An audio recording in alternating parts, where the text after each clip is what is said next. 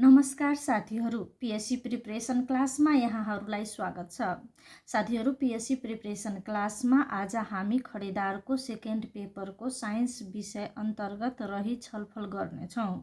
यस क्रममा आज हामी साइन्सको 1.8 क्रम विकास र वंशाणु सम्बन्धी केही प्रश्नहरू पढ्नेछौँ।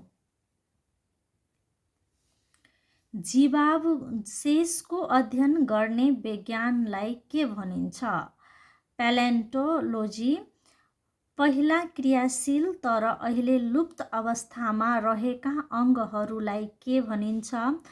अवशेषाङ्ग। पूर्वजबाट सरेर नआएको तर नयाँ संततिमा देखा पर्ने गुणलाई के भनिन्छ? उत्परिवर्तन भनिन्छ। जनन विज्ञानको जन्मदाता को हुन्? मेन्डल। जीन कुन वस्तुले बनेको हुन्छ? DNA. The origin of species नामक पुस्तक कसले प्रकाशन गरेका थिए? Charles Darwin. अग्लो र होचो केराउ बिउ प्रजनन गर्दा पहिले पुस्तामा सबै अग्ला भएका दोस्रो पुस्तामा कुन अनुपातमा अग्ला र होचा हुन्छन्? 3:1। डिएनएमा कुन नाइट्रोजन बेस पाइँदैन? युरासिल। आरएनएमा कुन नाइट्रोजन बेस पाइँदैन? थाइमिन। कुनै मानिसको हातमा 6वटा औँला हुनुको कारण के हो? उत्परिवर्तन।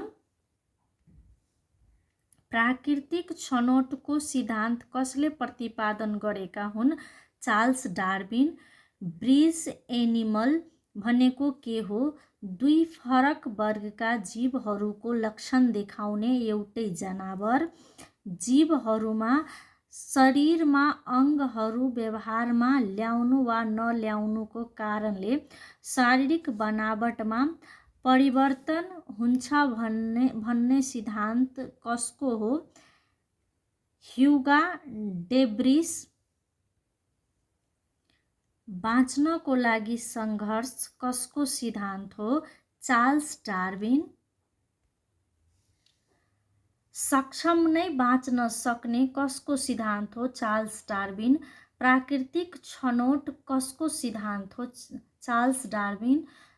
डार्विनले द ओरिजिन अफ स्पेसिज नामक पुस्तक कहिले प्रकाशन गरेको थियो? सन् 1859। कालो र सेतो मुसासँग क्रस गर्दा दोस्रो वंशमा प्राप्त हुने फेनोटाइप र जिनोटाइप अनुपात कति हुन्छ? फेनोटाइप 3:1 र जिनोटाइप 1:2:1। वंशज विज्ञानका पिता भनेर कसलाई चिनिन्छ? ग्रेगर जोहान मण्डल।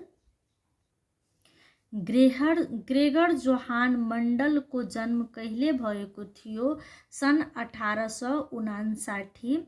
मेन्डलका वंशानुक्रम सम्बन्धी कतिवटा नियम छन्?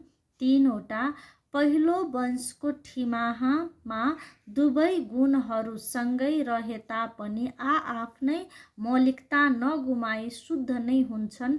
यो नियम कुन हो? लैङ्गिक शुद्धता। दुई वा दुईभन्दा बढी जोडाका गुणहरू एक अर्कासँग स्वतन्त्र रूपमा वंशानुगमन हुन्छन्। यो कुन नियममा हो? स्वतन्त्र गुण प्रसारण। तलका मध्ये कुन चाहिँ मेन्डलको नियम होइन? परिवृत्तिको नियम। जीन तलका मध्ये कुन रासायनिक पदार्थले बनेको हुन्छ? डिएनए। एउटा मात्र फरक गुण भएका बिरुवा वा जनावर बीच गराइने क्रसलाई के भनिन्छ? मोनोहाइब्रिड क्रस भनिन्छ। दुईवटा फरक गुण भएका जीव बीच क्रस गराउनुलाई के भनिन्छ? डाइहाइब्रिड क्रस भनिन्छ। दुईवटा जीव बीच क्रस गराउँदा पहिलो वंशमा देखा पर्ने गुणलाई के भनिन्छ? प्रबल गुण भनिन्छ।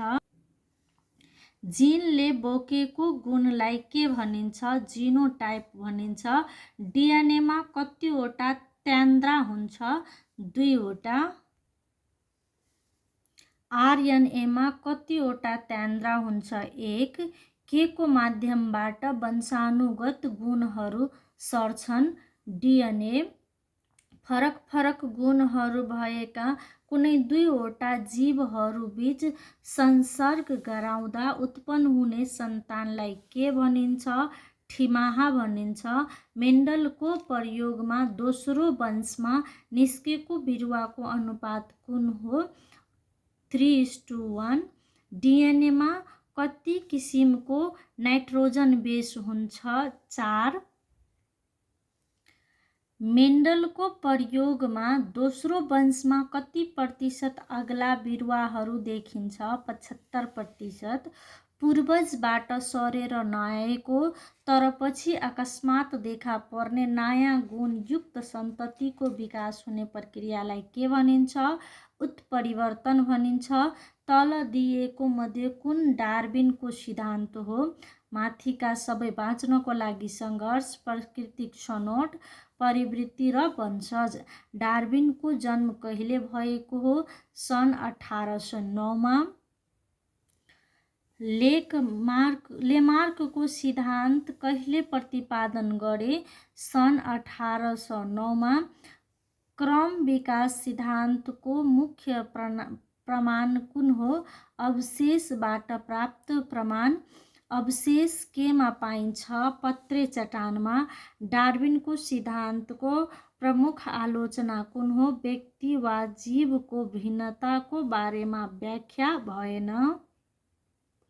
लेमार्कको सिद्धान्तको प्रमुख आलोचना कुन हो? जीवले चाहना अनुसार नयाँ नयाँ अङ्ग निर्माण गर्न सक्छ भन्ने भनाइ ठिक भएको पाइँदैन। विकास क्रममा कुनै पनि जीवमा ज्यादै ठुलो र सानो हुने लक्षण देखा परेको देखिँदैन। आरएनएले केमा भाग लिन्छ? प्रोटिन संश्लेषणमा। तल दिएका मध्ये कुन चाहिँ ब्रिज एनिमल हो?